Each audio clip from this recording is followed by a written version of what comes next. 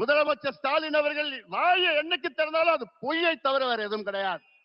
5 ஆண்டுகளுக்கு முன்பு ஆட்சி வருவதற்கு முன்பாக திமுக தமிழக மக்களுக்கு வாக்குறுதி கொடுத்தது எவ்வளோ?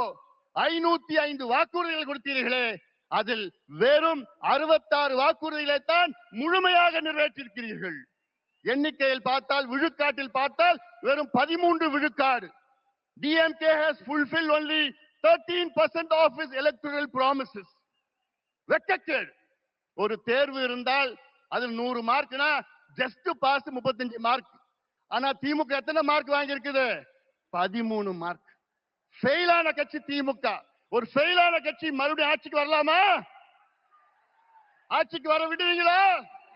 விடக்கூடாது. அவர்கள் தகுதி இல்லாதவர்கள், திறமை இல்லாதவர்கள், நேர்மை இல்லாதவர்கள்.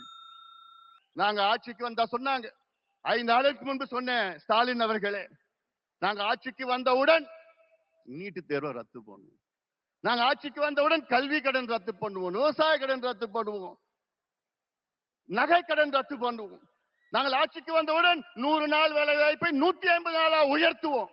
கிழிச்சிங்க. என்னையா பண்றீங்க?